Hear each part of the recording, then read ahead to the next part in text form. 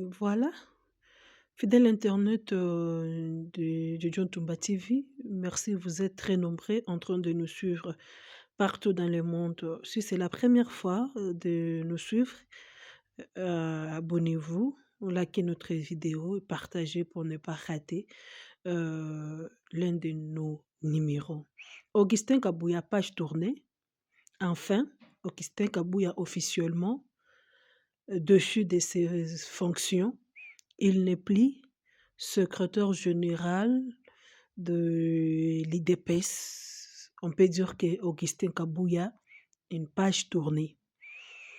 Voilà, Jacob Biaï et ses accompagnants, les militants de l'IDPS, se réjouissent parce qu'ils ont fini na kokokisa posa motema na bango. Alors, bakokisi posa motema na bango. Tomonaki fois passé, au courant de cette semaine, bien sûr, basala qui marche jusqu'au palais du peuple pour revendiquer droit na bango, pour koloba ete Augustin Kabouya doit partir coûte que coûte, il faut akende.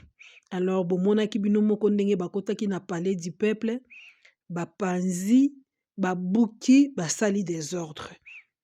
C'était pour que Augustin Kabouya qui secrétaire général et à partir na bango basepelaki na ye lisusu te basepelaki komona ye te.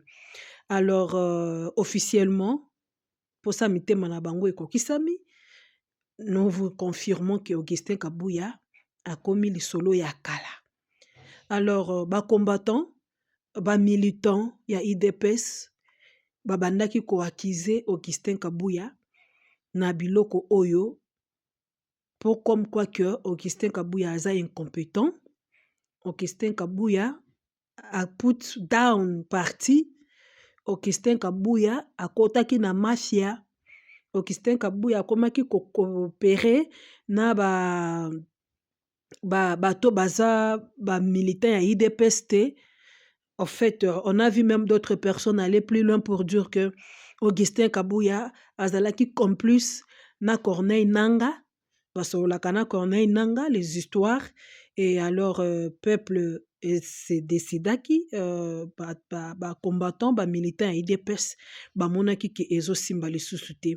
Moto azalaki en charge ya opération oyo eza Jacob Biaï. Jacob Biaï, Yewana, je vais vous laisser suivre sa réaction. Il est très content. Alobi aza mayele aleki bangonyo sona mayele. Il célèbre sa victoire à Sepeli parce que pour sa motema na ye kokisami. Pour un petit rappel, je vous dirais que Jacob Biaï, depuis un certain temps, yena Augustin Kabouya babandaki koyokana te. Ebandaki kosimba te, ebandaki kosimba te. Dekala Augustin Kabouya na Jacob Biaï etikala kosimba te. Yango monaki, c'est à partir de cela que slogan ya Tosa Obika. Tosa Obika ebimaki partir wana parce que pona Kabouya, il se croyait supérieur kozala na clé ya ba nomination ya makambu nyonso. Yango abandaki koyebisa Jeko ke soki otosi te okobika te. Alors, d'après Jacob Biaï, même kutu candidature na ye ezala bafoué selon les sources otozui eza que mutu azala responsable ya manœuvre wana eza Augustin Kabouya. Alors la question est de savoir pourquoi Augustin Kabouya détestait trop Jacob Biaï. Et Jacob Biaï n'est pas seul. Il a accompagné na jeune leader nyonso ya parti politique IDPS. Bango nyonso balité ensemble pour que Augustin Kabouya akende pour na incompétence. Je vous laisse suivre l'élément, comment ça s'est passé. On se retrouve juste après.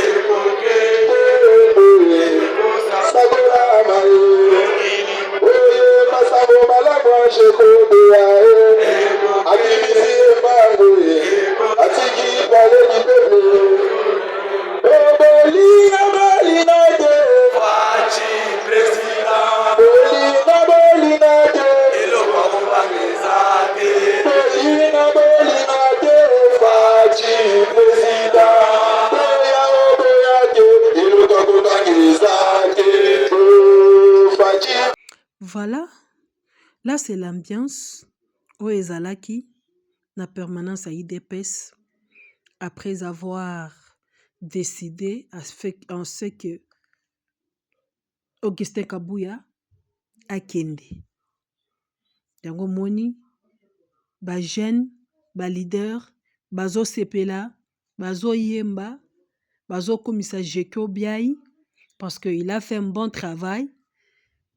Alors, à quoi ici? À finir, na mobiliser ba jeune, à quoi ici Augustin Kabuya, ndenge to mona pe a kombata pe Jean-Marc Kabound. Qu'est-ce qu'il y a à la base? Il y a querelle, dispute au sein de l'IDPS. C'est parce que l'IDPS, au Bozomona, ils ont infiltré. Il y a beaucoup des infiltrés dans le IDPS. Bato ebele ba yeba mi bengi ba militant, ba combattant ya IDPS, mais en réalité, bazana IDPS pour de vrai te. Baza wana pona ko spionner, baza wana pona ko semer désordre, baza wana pona ko semer ba querelle. Yes. Po soki lelo quoi ici Augustin Kabuya pour une incompétence, oui certes, Augustin Kabuya azalaki vraiment à mesure te, à l'auteur te, ya kokamba parti munene neti IDPS.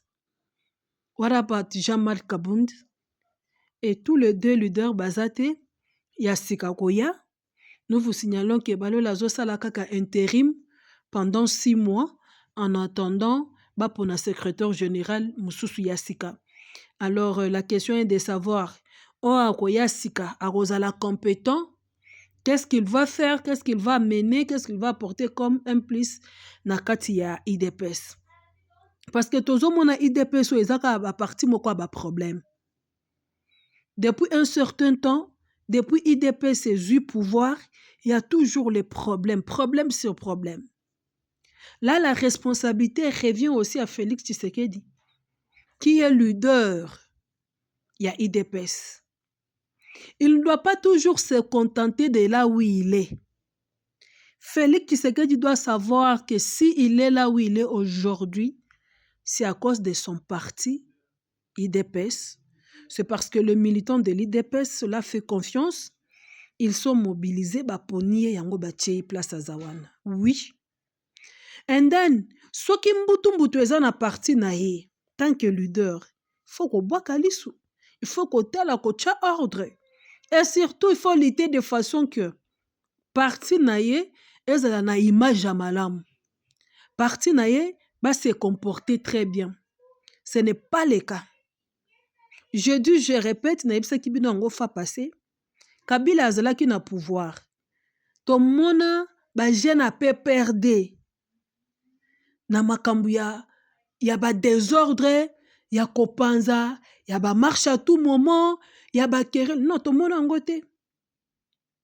Tomona yango kana IDPS. IDPS. Nyonso wana c'est l'incompétence ya ba leader.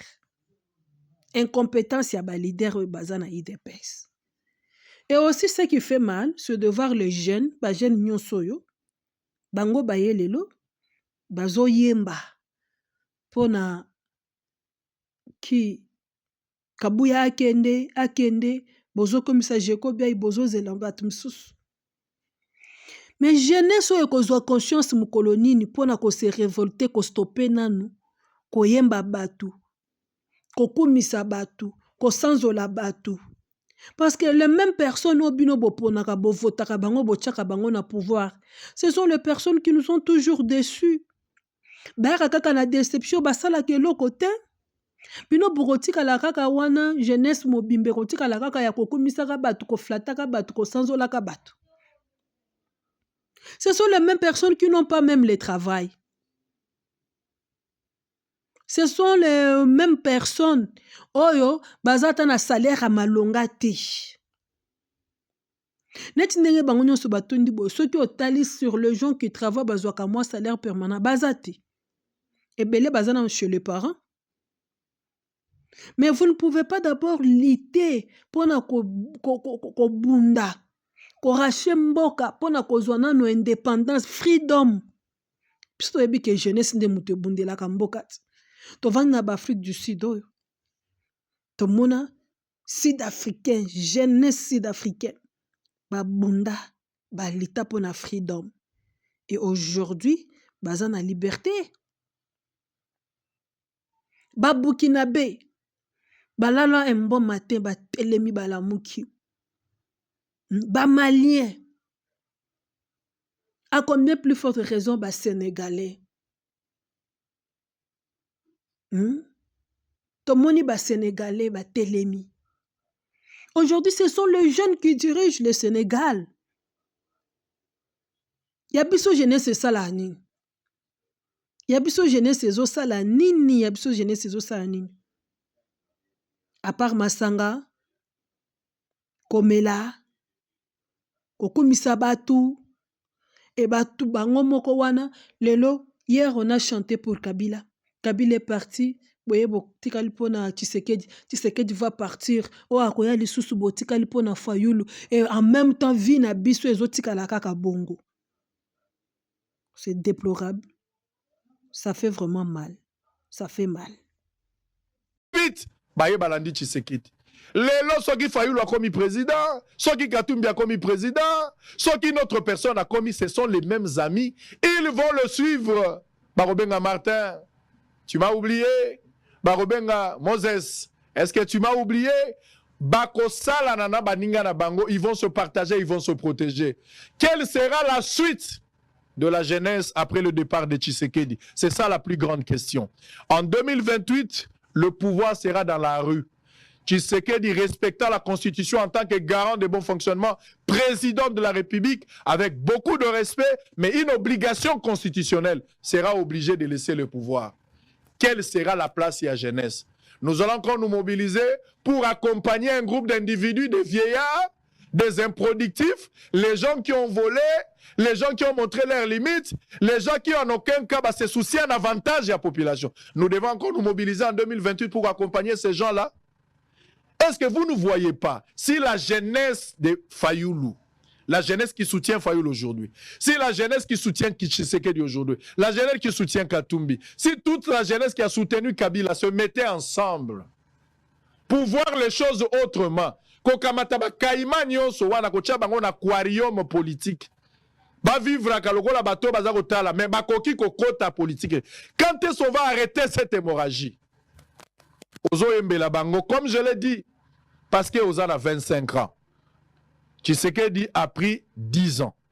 Quand Kabila était au pouvoir 18 ans, peut-être Yobota m'a quitté. Peut-être tu avais une année quand Kabila a pris le pouvoir. Kabila en a fait 18 ans. Au commis majeur, peut-être à 20 ans. Tshisekedi en a eu 10 au Au commis en a 30 ans. Est-ce que tu penses devenir qui après Tshisekedi? Est-ce que nous ne pouvons pas nous mettre ensemble en tant que jeunes? Je ne vous demande pas de me voter en tant que président de la République. Ce n'est pas ce que moi je demande. Mais est-ce que jeunesse a constitué fort naïté pour dégager un groupe de mafieux, un groupe des improductifs, un groupe de pasteurs limités, les gens qui ont montré leurs limites. Parce que trop c'est trop. Ce sont les mêmes noms. Ils se protègent.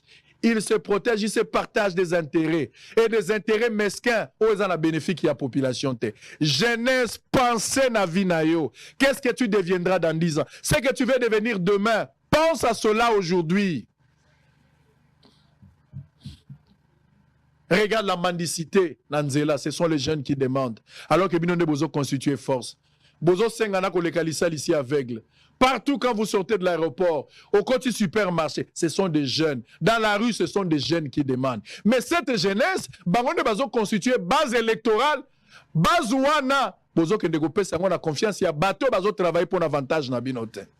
Qu'est-ce que vous voulez devenir en 2018 après le départ de Tshisekedi? C'est ça la plus grande question. Vraiment, c'est triste. Ça fait vraiment trop mal, trop mal. Merci Israël Mutombo pour la réflexion. C'est ce que j'ai toujours dit.